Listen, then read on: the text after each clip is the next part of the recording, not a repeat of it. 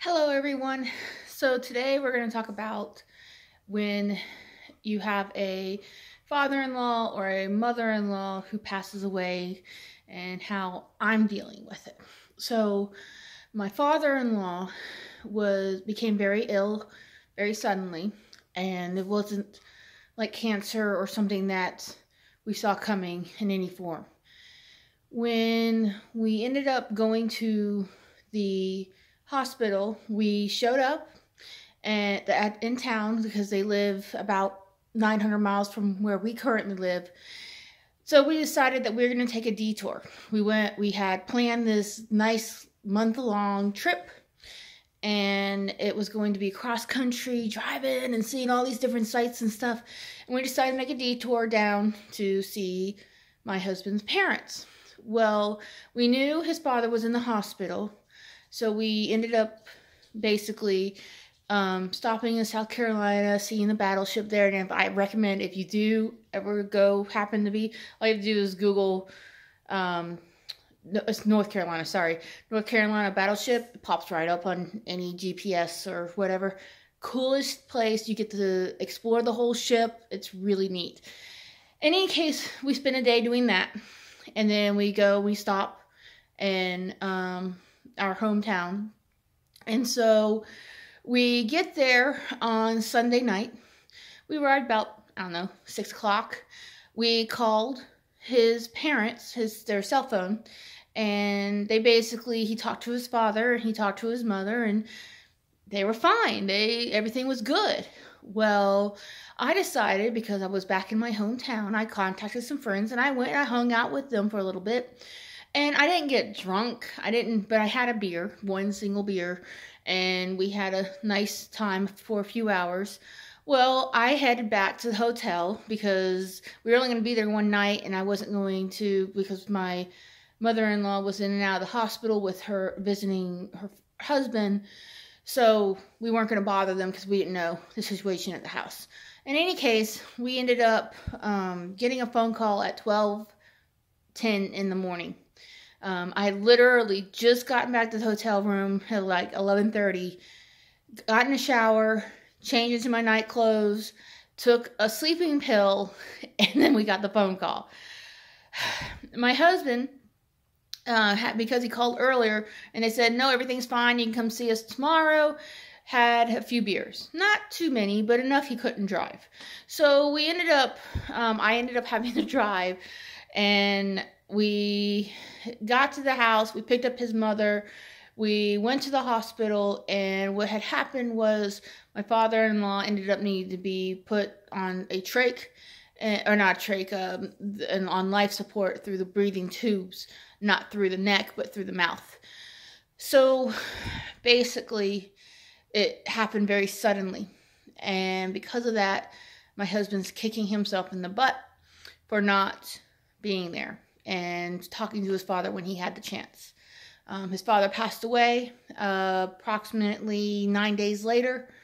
And basically all the family was there, the extended family, his brothers, my father-in-law's brothers, my husband, his brother, so my father-in-law's two sons and his wife. We were all in the room, and all of the wives of the brothers, and it was just, there was a lot of people in the room, put it bluntly. He passed. We all saw him before they took out the tubing, then they took out the tubing, and we watched him die. That being said, basically his brother lives on the other side of the world in another country. So him getting here was a big deal. And we ended up using all of the money we had saved for our trip that we've been saving for almost a year. We took a very small loan. It wasn't too bad, but we took a small personal loan from the bank, and we used all that money. We have been paying for my mother-in-law's bills, and we have been paying for his brother's bills and his travels. His brother has been able to keep his own house in order, but all this traveling to and from is not in his budget. And it was frankly not in ours. If we hadn't had money for this trip, we wouldn't have had the money to help. So in any case, here's the dilemma. That's the backstory. His brother went back to his family, had to go back to work. The funeral has not happened yet. He's doing through a military service funeral, and he was cremated. So cremation takes about a week, sometimes a little bit longer, but it's about a week. So by then, everybody's gone. All the family is back at their homes and whatnot. And then once you coordinate with the military and you get everything set up, it's a mess. And it basically, everybody has to be in sync on the right day at the right time and for the service. Well, the service is going to happen in a week. It's been 3 weeks since he's passed. His brother's not going to be able to come back. There's no money to send him back here. And we're basically going to record the service live. Well, here's the situation. Everybody's going through grief. We're all basically just sad beyond words at his passing. And he wasn't exactly, he was a senior citizen, so he wasn't young, but just, it wasn't his time. It was too soon. Something drastically went wrong with his medical care, and it's because of whatever. But it's not, no one's to blame for it.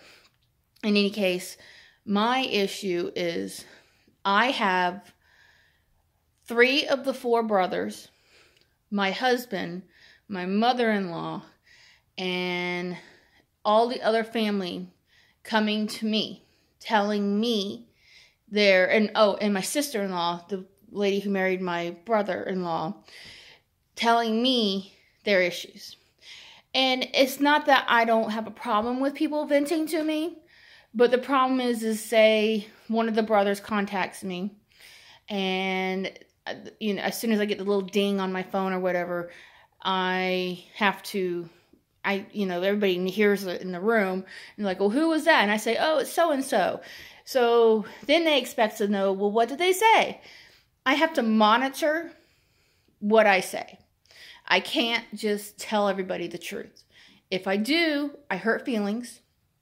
I lose their trust, whoever told me, and it's overall not okay. The next issue I'm facing is because we have been supporting his mother and ourselves, we're at the point now, and his brother for a little bit, we're at the point now we can't pay our bills, their bills, and everybody else's, and the funeral. We can't pay it all. It's just not possible. Well, lo and behold, during this whole thing, my adult teenage child, so she's 19, had basically a mental breakdown. She got accused of a crime at one of her jobs, and at the other job, they said they're closing the stores, and she may not have a job there at all. So her girlfriend broke up with her, and she's told me, and on my birthday, mind you, all this went on, and then my birthday comes, and I'm trying to relax. I went to the store. I'm like, I'm going to buy myself a dress because it's my birthday, right? And I show up, and she calls me, and I'm just a mess. Well, in any case, that didn't ruin my birthday. There's a bunch of other factors that came into play. But she ended up, basically, because of her breakdown, I had to come back home, leaving my husband alone with his mother, which I don't have a problem with. The problem I have is our normal family dynamic is when my husband comes home from work, I make sure he has nothing to worry about at the house.